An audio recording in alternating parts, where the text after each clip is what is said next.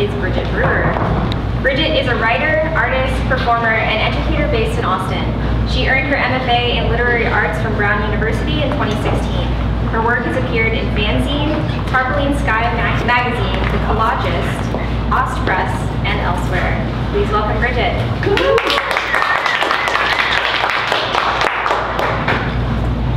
Thank you so much for having me. Thanks to for organizing all of this. I feel like your introduction was great because you brought up religion and science. We had a ton of science, and now let's just deep dive into religion. Let's do that. Yeah, that sounds fun for all of us. I'm like gently a medieval enthusiast. So I'm the one who made the chapbook over there that is about illuminated manuscripts and saint worship and stuff.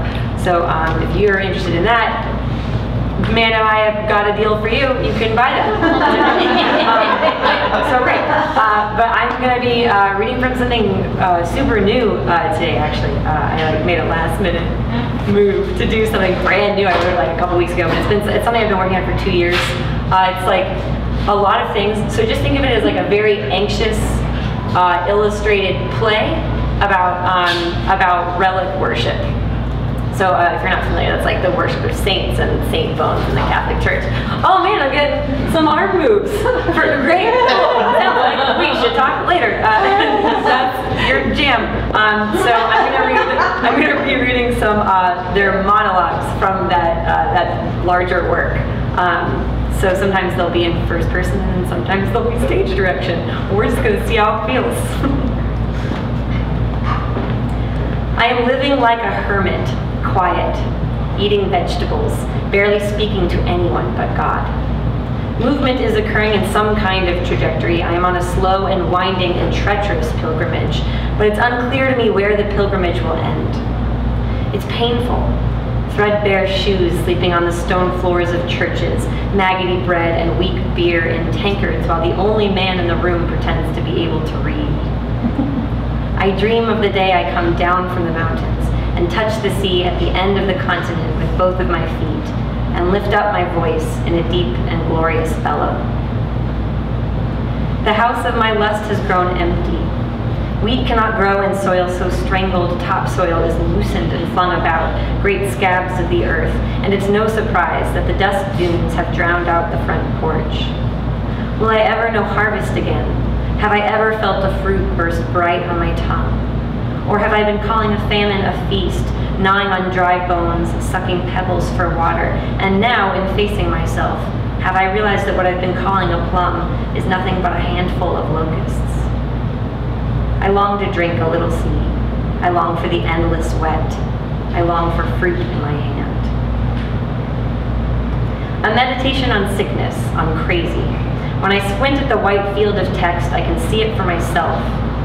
The demon Antonin Artaud, trapped in a mental institution, scars a paper like flesh, bleeds upon it, riddles it with lacerations, lesions, punctures, enacts a violence on the paper that has been paired with ritualistic text, a spell, some kind of spell.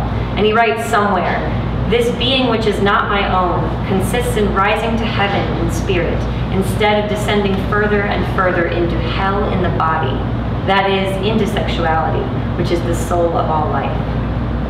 He seals it and sends it to a friend, who opens the envelope as if a relic thief, uncovering a tomb to find a body holy and marked and articulated with care. His friend, the recipient, is horrified, but Artaud is liberated. Letters, essays, and drawings are exorcisms, and his soul has been purged clean. I touch my own wrist, where I sit in the curl of the cave of myself, looking out upon the mountains. Which ones are you picturing? And think of my own body, and think of all the bodies who align with the demon Artaud and his witchcraft.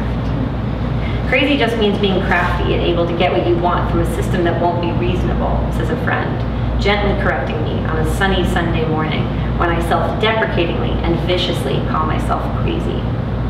The way the light is moving, their head is haloed. When you're trans, people call you crazy all the time.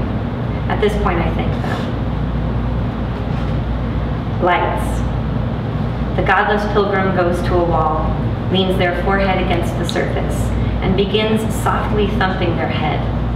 By the end of this scene, they should have a bruise in the center of their face, not unlike the smudge of ashes a Catholic penitent receives on Ash Wednesday. One by one enter the chorus of reliquaries. Soft, warm light refracts off the golden arms, feet, busts. Attendants, one for each reliquary, emerge from the shadows and open the glass covers to expose bone to air before disappearing again. It doesn't matter how the reliquaries are dressed, or rather it matters entirely, down to the last ankle sock. Which is it? The litany of the saints begins. I, St. Agnes Blandbecken, ate only sacramental bread, and had visions of swallowing a little piece of skin alike the skin in an egg, which I said was the holy foreskin of the baby Jesus. I, St. Angela of Foligno, drank water contaminated by leper flesh, claiming it tasted as sweet as the Eucharist. I, St. Catherine of Siena, cut off my hair to appear less desirable, drank pus from cancerous sores, and ate the scabs and lice of sick patients. And any food I was forced to eat, I promptly expunged from my body with a birch twig down my throat. I, San Giuseppina Bakhita, beat myself. I, St. Columba of Rieti, was almost gang raped by a group of men until they took off my clothes and found my breasts and hips to be so thoroughly self-mutilated that they could not and would not continue. I, St. Francesca Romana, burned myself with hot pork fat. I, St. Gemma Galgani, beat myself, ate nothing. I, St. Jean de Valois, struck nails into my breasts in the shape of the cross. I, Sor Juana Inés de la Cruz, beat myself, although I didn't want to. I, St. Margaret of Cortona, sliced my nostrils with a razor. I, St. Marguerite Mare Alcoque, burned the name of Jesus across my chest. I, St. Marie of Oigny, wore only white cloth and amputated pieces of my body so that I might purge myself of all desires. I, St. Mary of Egypt, refused money for my prostitution and ate only flax seeds. I, St. Oda, left in the middle of my own wedding ceremony and sliced off my nose using my father's sword. I, St. Thay, gave up prostitution to starve and beat myself in the desert. I, St. Rose of Lima, nailed a wreath of flowers to my head. I, St. Maria Goretti, wore a hair shirt studded with nails. I, St. Therese of Lisieux, swallowed rose thorns and died bleeding from my intestines. I, St. Veronica Giuliani, cleaned my novitiate cell with my tongue, ate cat vomit, swallowed spiders. I did this until my priest beat me into submission. Then when he left, I started again. I, St. Ubaldesca, turned well water into wine and beat myself. I, St. Wilberfortis, starved and beat myself. I, St. Maria Maddalena de Pazzi, beat myself. I, Mary Magdalene, beat myself. I, Mary Mother of God, beat myself. In another town over, a body beat herself. On a ship to the continent, a body beat herself. In Athens, a body beat herself. In Sri Lanka, in Johannesburg, a body beat herself. In a convent in Germany, a body stitched around an eye socket and beat herself, and the skeleton beneath the living hand beat herself too, and in a bedroom somewhere, a body beat herself. In a kitchen, by a hearth, a body beat herself, and beat herself, and beat herself, and bled. Woo!